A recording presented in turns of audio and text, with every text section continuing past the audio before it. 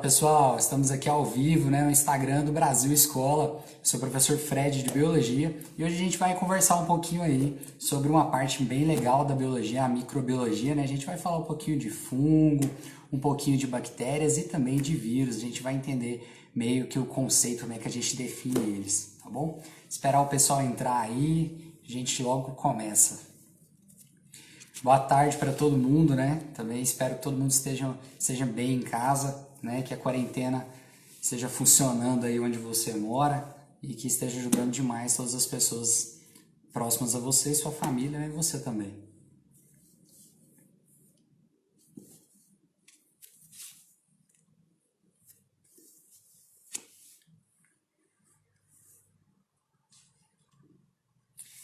Boa tarde, boa tarde. Preparados para falar um pouquinho sobre microbiologia? Boa tarde.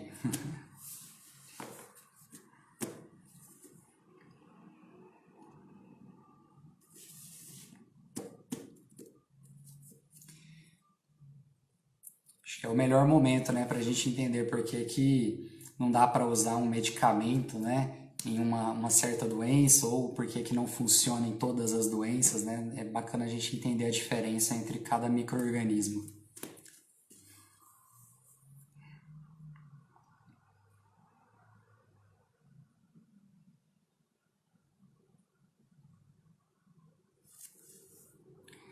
Então, bora começar. Vamos começar com o mais diferentão, né? Só para vocês terem uma ideia, como eu falei no comecinho aí, o pessoal estava entrando ainda.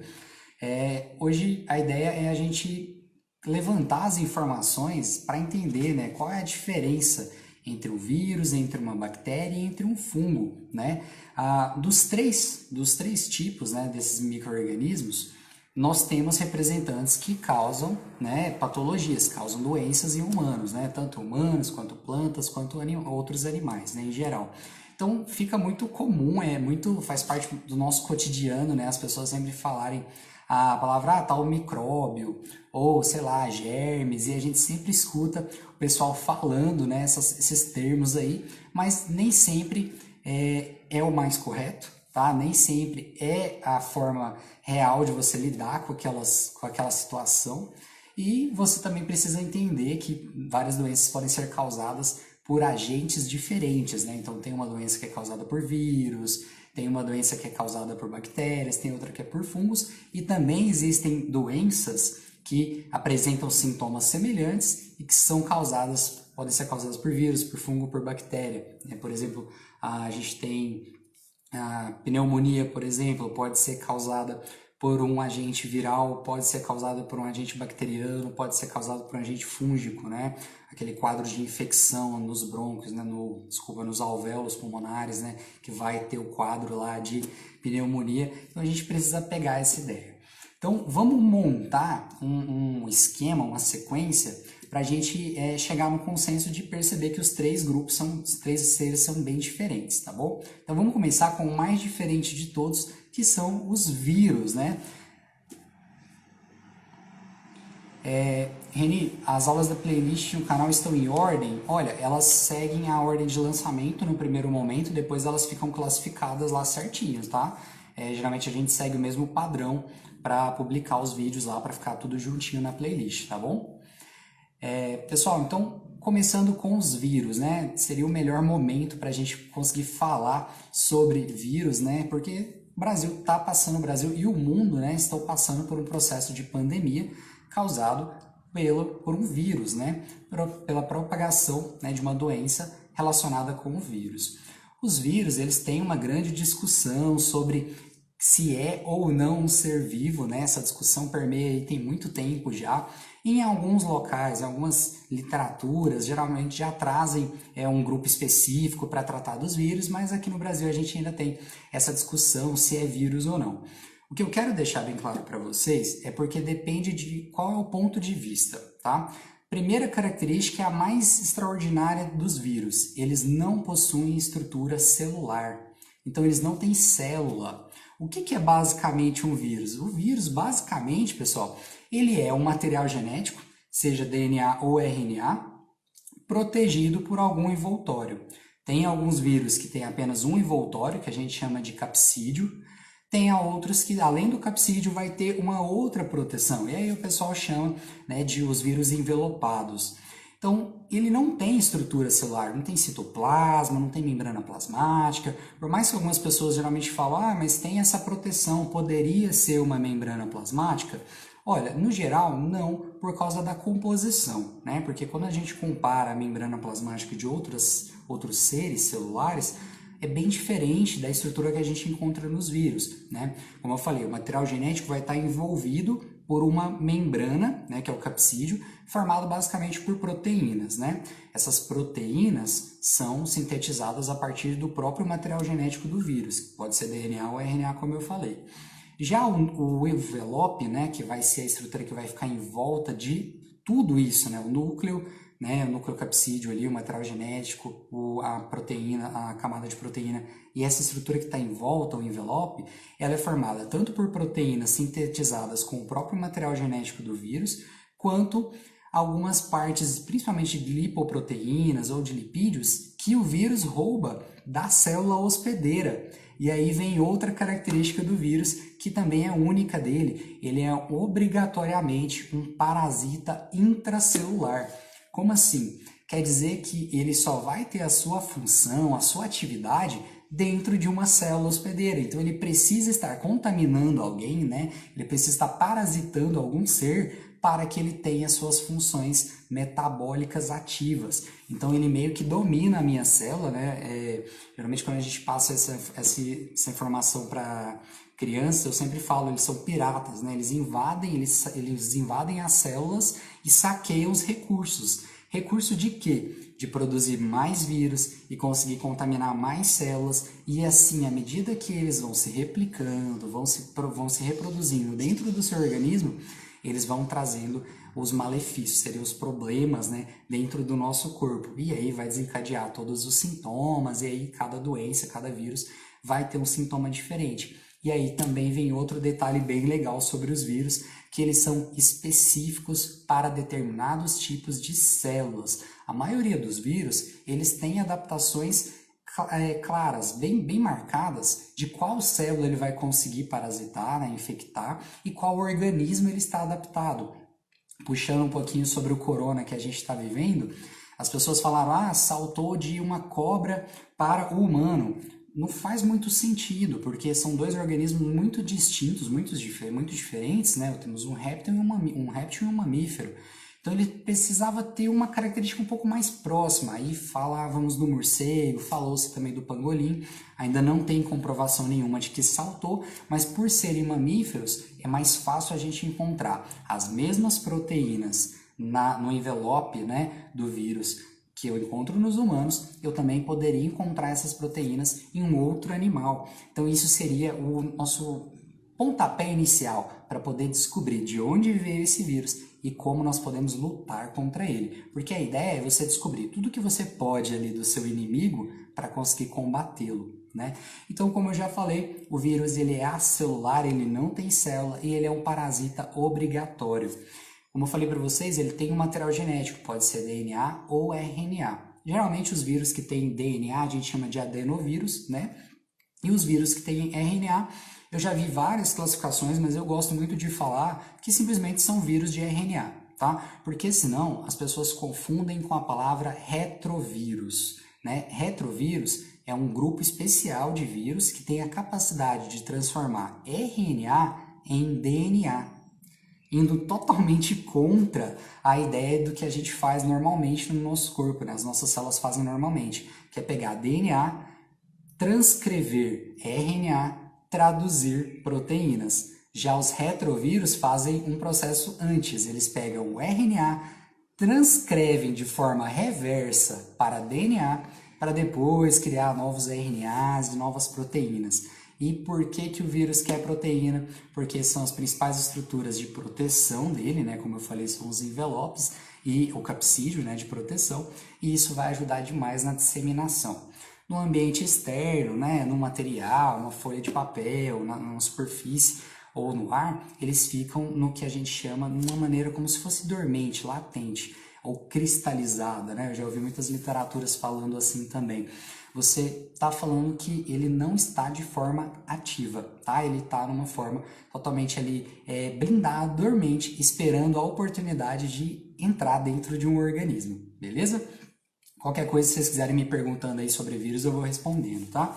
Só para não ficar só em vírus, vamos dar um salto agora e a gente vai para os seres que têm uma célula bem diferente da nossa, que são os procariotos, né? Os seres procariontes. Antigamente, nós chamávamos de reino Monera, né? Que era o reino onde tinha todas as bactérias. E aí a gente foi mexendo um pouquinho, puxou as antigas algas azuis, que a gente chama de cianobactérias agora, e ficou-se essa discussão de que esse grupo, o reino Monera, ele não era, digamos assim, real, ele não continha todos os os seres que podiam estar ali e tinha uns probleminhas nos seres que estavam ali dentro. E a gente melhorou essa classificação e hoje a gente fala de domínio, né? Nós temos o domínio eubactéria, né? Bactéria, e nós temos o domínio das arqueobactérias. O vírus é vivo? Então, depende muito do ponto de vista. Se você for pelo ponto de vista que ele não tem célula, a gente pode falar que ele não é um ser vivo, tá? Então a gente pode falar que ele é um ser particular de vida, tá? Agora, se você olhar pelo lado que ele tem a receita completa de como comandar o metabolismo de uma célula eucarionte, eu te diria que ele é um dos seres vivos mais complexos e mais extraordinários que nós temos, né? A ponto de conseguir controlar uma célula muito mais, digamos assim, muito mais evoluída em termos estrutural do que um vírus propriamente dito. Pode fazer uma distinção melhor do que é um DNA, um RNA? Simplificando para você, os dois fazem parte, né, do que a gente chama de material genético. O DNA, ele é o material genético que tem lá as bases nitrogenadas que formam uma dupla hélice, uma fita com duas fitas, né, formando uma hélice. Geralmente a gente tem as bases nitrogenadas, adenina, timina, citosina e guanina. Já o RNA, ele é como se fosse uma cópia de um pedaço, de um trecho do DNA. Esse trecho ele vai expressar uma proteína. As bases nitrogenadas que eu encontro no RNA é a adenina, a timina eu vou substituir pela uracila, citosina e guanina, mesma coisa. Então fica adenina, uracila, citosina e guanina. Principal diferença para o DNA é que ela é uma fita simples, é uma fita só, enquanto o DNA tem duas fitinhas lá e elas são complementares, tá? Deixa eu ver aqui. Não, que isso, pode ficar tranquilo. Um salve aí pro pessoal. Tá ótimo. Pessoal, então, voltando aí para as bactérias que eu estava falando para vocês, aí criou-se o domínio, né? Os domínios. Aí a gente fala do domínio onde a gente tem o domínio bactéria e o domínio arqueobactéria, tá? O domínio arquea são as bactérias mais violentas, que vivem em locais mais extremos. A gente está falando de vulcões submarinos, fontes termais absurdamente quentes e por aí vai. Deixa eu ver, eu passei uma pergunta aqui. Existem vírus com os dois? Isso aí era uma coisa que é bem legal, que eles já encontraram um vírus que tinha tanto o DNA quanto o RNA. Só que descobriu depois que ele, na verdade, era um vírus que continha o DNA, mas quando ele saía da célula hospedeira, ele acabava carregando um pouquinho do seu próprio RNA. Mas, por definição, geralmente a gente encontra ou DNA ou RNA, mas pode se encontrar um vírus com os dois, tá?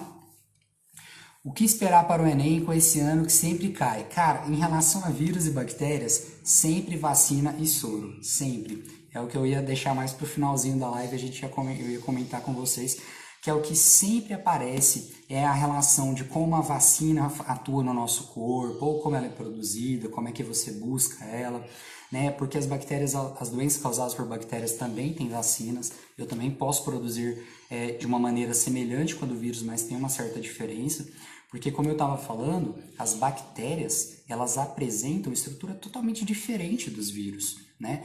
Primeiro porque elas apresentam célula. É uma célula procariota, né, procarionte, que é uma célula, digamos assim, né, em termos bem simples para todo mundo entender, é uma célula desorganizada, porque ela não apresenta estruturas membranares internas. Então o material genético dela está disperso no citoplasma, ela tem uma organela, que é o ribossomo, para sintetizar proteínas, né, que é necessário, tanto para a síntese de produção de energia, para reprodução, para recuperação, né, da própria membrana plasmática, ela precisa dessas proteínas.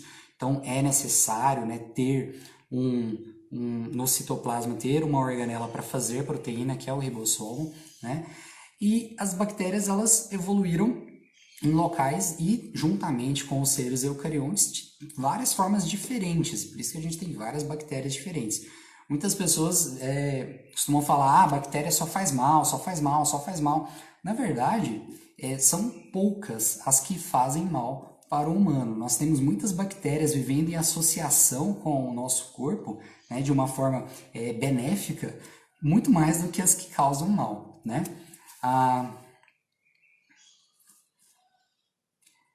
Cara, macete nessa área é muito complicado, porque geralmente ele faz, você pede para você fazer uma interpretação de algum material, algum texto que eles apresentam lá.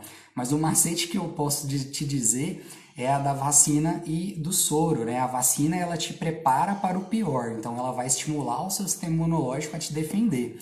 Enquanto o soro, ele é, né, o remédio, ele é a cura, ele vai te dar os anticorpos que você precisa naquele momento para lutar contra uma infecção, seja ela bacteriana ou viral, né? Então, o soro é mais comum a gente ouvir aquele tal do soro antiofídico, né, que seria o soro contra um veneno, que, sei lá, de escorpião, de cobra, e aí por aí vai, que ele vai te dar anticorpos para lutar contra essa substância, né, que está te causando algum mal, né, sem precisar usar muito termo ali, tá?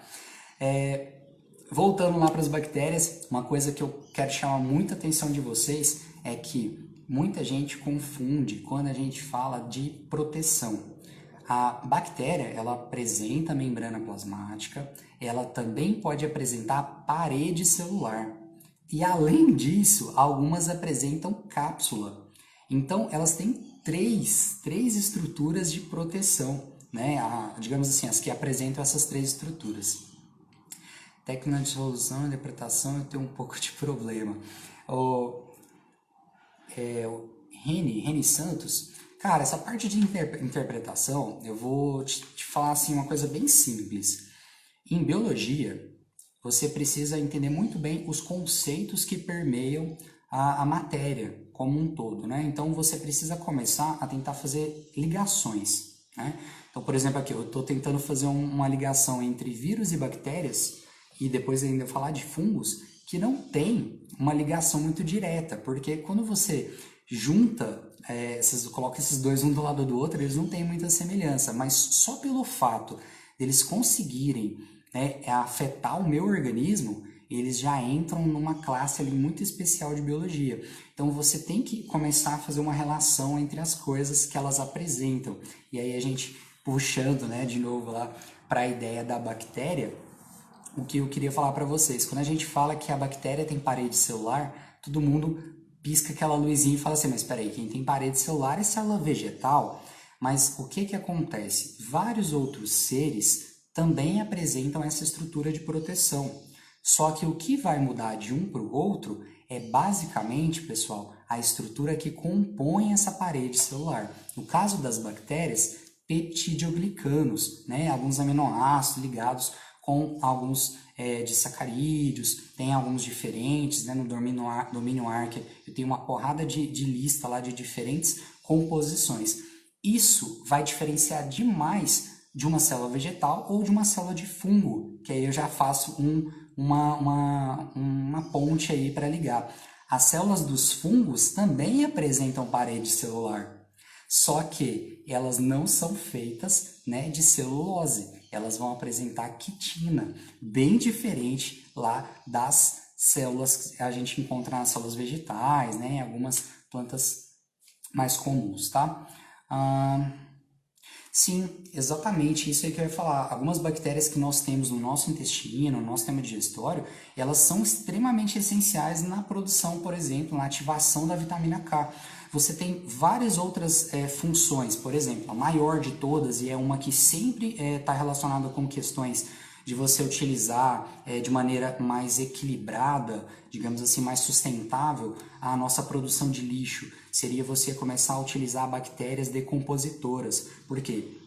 Se eu tenho um organismo que é excelente em desestruturar, né, de quebrar matéria orgânica, é bactéria.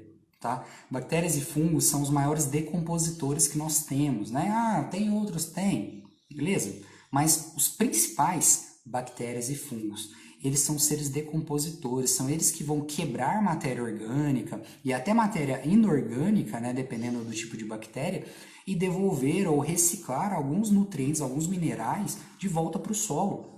Então você tem que lembrar dessa relação, porque quando a gente fala, bactéria é só doença, não. Eu tenho bactérias que ficam na minha pele e me protegem de outras bactérias.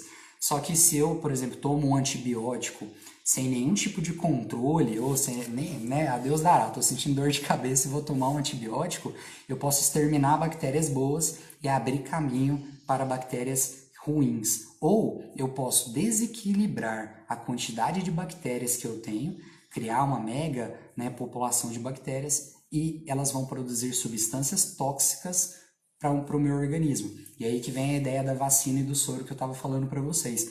A vacina, a gente pode produzir ela com parte do vírus, ou com o vírus morto, ou atenuado, né, enfraquecido, ou eu posso colocar só uma sequenciazinha do vírus lá para estimular o meu sistema imunológico. Agora, as bactérias, além da própria infecção, elas também liberam substâncias tóxicas. Então, para fazer uma vacina contra bactérias, eu posso, por exemplo, usar só a toxina. Coloco em pequena quantidade e injeto na pessoa. Vai estimular o sistema imunológico, vai estimular a produção de anticorpos, a reação do corpo. Porém, como é em pequena quantidade, o seu corpo vai ter condições de sobressair. Por isso que muitas pessoas falam assim, eu tomei tal vacina e tive os sintomas. Isso é normal, né? Isso, aí o pessoal falando aí da vitamina K, da produção. Sim, eu preciso bastante. No sistema digestório, além, né, do auxílio ao sistema, a digestão propriamente dita, a gente ainda tem essa relação com várias vitaminas, com a ação de várias enzimas e também até com o controle do nosso próprio metabolismo, porque você começa a distribuir, colocar assim, tornar disponível para a absorção algumas substâncias que a gente precisa demais no nosso corpo, tá? Só vou dar um pulinho lá nos fungos e depois eu volto, à medida que vocês forem perguntando aí, forem conversando um pouquinho aí. Os fungos, pessoal, para mim é um dos grupos mais legais quando você estuda toda a história dele, porque esse grupo já foi parar junto das plantas, depois foi tirado das plantas, depois foi colocado junto com protozoários, depois junto com algas, e virou uma bagunça até que se criou, né, uma classificação única para eles, que é o reino fungi. Para mim é uma das melhores histórias, assim, porque quando você olha um cogumelo, tem tudo para ser planta, né? Se puxa ele ali, ele tem uma estrutura que parece uma raiz, mas a gente sabe que não é. Parece uma plantinha, né? O cogumelo tem todo o jeitão de ser uma florzinha ali, né? Especial, com todas as características dele. Mas quando você olha ali e vai ver realmente a estrutura celular, como eu falei, é uma célula eucarionte, já é uma célula bem organizada. Aí eu tenho também a estrutura de você falar que elas são formadas por hifas. Também tenho fungos unicelulares, que aí são, por exemplo, as leveduras, que a gente conhece bem. Então, todas essas estruturas estão ali num ser, né? Também funciona como um decompositor. E um detalhe que eu sempre vejo pessoas confundindo e trocando na hora de conversar ou até de responder uma questão. Os fungos, eles são heterótrofos, eles são heterotróficos, né? Eles se alimentam, tá? O que eles fazem? Eles liberam uma substância em cima ali da matéria orgânica ou do local onde ele está e destroem, né? Eles realmente fazem uma digestão extracelular ali e depois absorvem esse líquido. Então, ele se alimenta através de absorção, tá? Então, ele é heterotrófico. Muitas pessoas falam assim, mas o fungo está crescendo no tronco da árvore, então ele está parasitando a árvore. A maioria das árvores que você encontra esses fungos, elas têm casca. E a casca é o suber, é um tecido morto. Então, teoricamente, o fungo está ali comendo um tecido já morto, ele não está causando um prejuízo para a planta. Agora, se esse fungo atingir as raízes ou as folhas, aí já pode ser um pouquinho diferente. No caso das folhas, geralmente é sempre uma doença, tá? No caso das raízes, pode ser uma associação mutualística benéfica, né? As micorrizas que a gente chama, né? Então pode ajudar bastante. Isso, a micologia que vai estudar os fungos. A gente tem toda uma segregação dos estudos mesmo, como eu vou dizer, especialistas, tá? Em cada ser, né? Em cada área da biologia, digamos assim. Cara, a vitamina D ela tá ligada a vários e vários, digamos assim, cascatas metabólicas do nosso organismo, tá? Principalmente a relação com o cálcio dos ossos e ao nosso metabolismo de degradação, catabolismo, anabolismo, na construção de tecidos e regeneração. Então é sempre bom você estar com os níveis de vitamina D em dia, tá? A ideia de você pegar a vitamina D do sol é meio balela, tá? A vitamina D ela é ativada na presença da radiação, tá? Nós temos um precursor aí, tá? Você não pega a radiação direto do sol, não, tá? E não precisa muito você fazer uma suplementação de vitamina D, a menos que você tenha um problema realmente metabólico de não conseguir sintetizar ou quebrar a vitamina D, tá? Tirando isso, você vai ter um nível constante e bacana de vitamina D e pegar um solzinho de vez em quando vai auxiliar você a ativar essa parte aí no nosso organismo. Isso, o Alan tá completando pra gente aí, ó.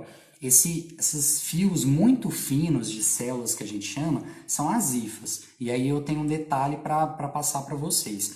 Eu tenho dois tipos de hifas, as cenocíticas e as septadas. As cenocíticas quer dizer que a hifa ela é formada por uma massa citoplasmática onde tem um montão de núcleos ali espalhados e é como se fosse inteiriço, tá? É como se fosse uma célula só esticada, é as hifas septadas, cenocíticas. Quando a gente fala de hifas septadas, quer dizer que elas têm umas divisões. Então, a cada passo que você vai olhando a hifa, a cada pedacinho da hifa que você vai vendo, você vai ver uma divisão, uma certa divisão que vai dividir geralmente uma célula ali com um ou dois núcleos, pode acontecer, tá? E aí a gente fala de hifas septadas. Então, quando a gente fala aqueles fiozinhos do fungo, são as hifas. E aí eu vou deixar um conselho aí para vocês, que quando você tiver um alimento fungado, né, na sua geladeira, na sua despensa, aquilo que você está vendo fungado, na maioria das vezes, é o corpo de frutificação, é a estrutura que o fungo usa para se reproduzir, seja por esporos, né, ou seja por outra parte de reprodução, de fragmentação e tal. Mas o que eu quero dizer para vocês é que as hifas dele, né, realmente o micélio principal desse fungo, voltei, foi mal. Pode estar espalhado, pessoal, por todo o alimento, tá? Então, às vezes você olha ali o fungo e fala assim, um queijo, por exemplo, olha, ele tá fungado, né? Vou cortar o pedaço que tá fungado, vou jogar fora, vou comer o resto.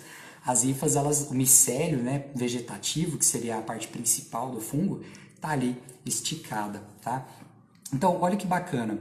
A gente falou de vírus, bactérias e fungos. Já dá para a gente montar um traço entre os três, né? Dentro dos três, vírus não tem célula, tá? Bactéria, célula procarionte. Vírus, célula eucarionte, né?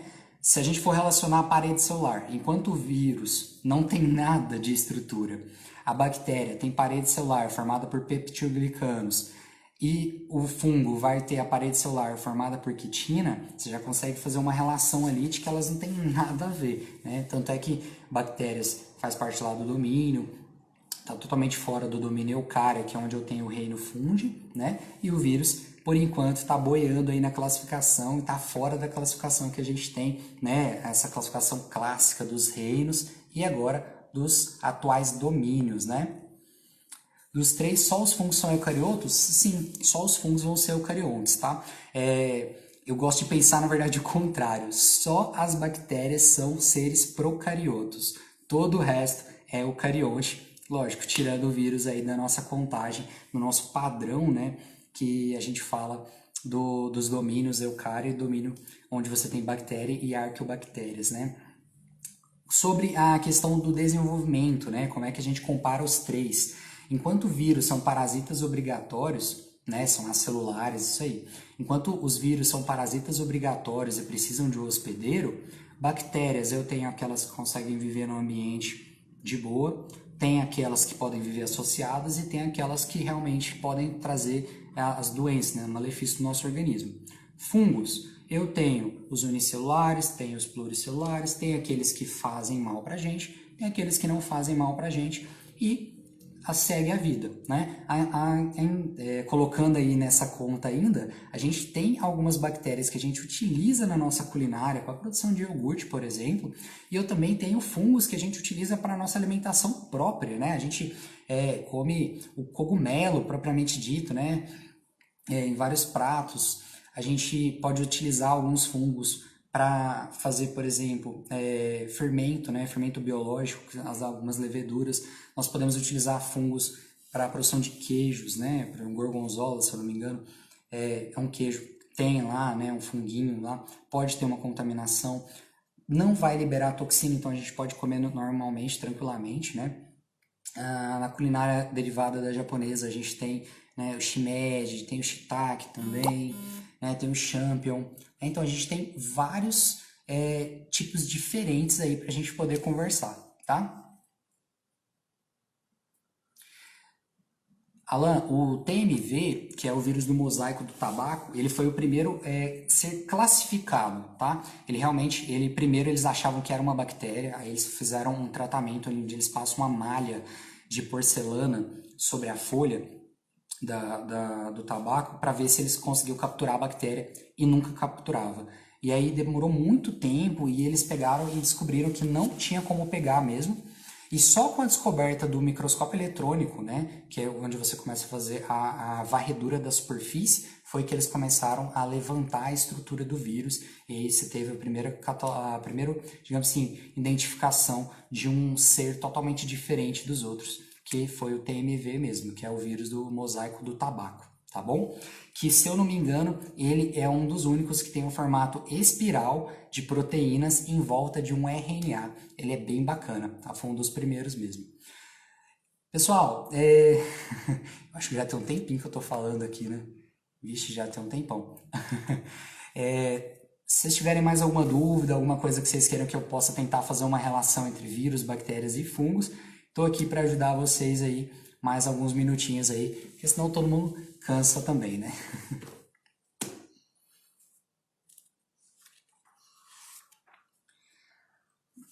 Alan, o descobridor do primeiro vírus aí, eu vou ficar te devendo, porque eles têm várias publicações diferentes sobre quem realmente descobriu primeiro, quem teve a primeira associação, a primeira publicação, tá? Aí eu não gosto muito de ficar dando crédito, às vezes errado, para as pessoas, tá bom?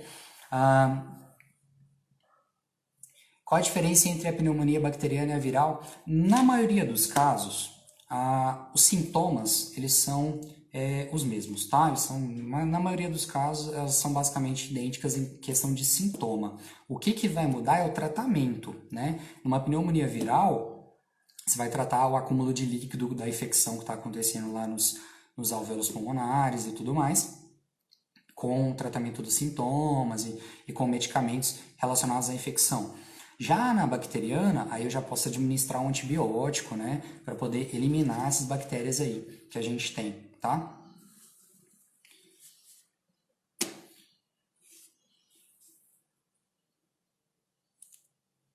Tem outras doenças também, meningite também, a gente tem viral, tem bacteriana, tá? No geral, os sintomas são muito parecidos, tá? Mais relacionado ao tratamento, a forma de que você vai tratar, tá bom? Alan,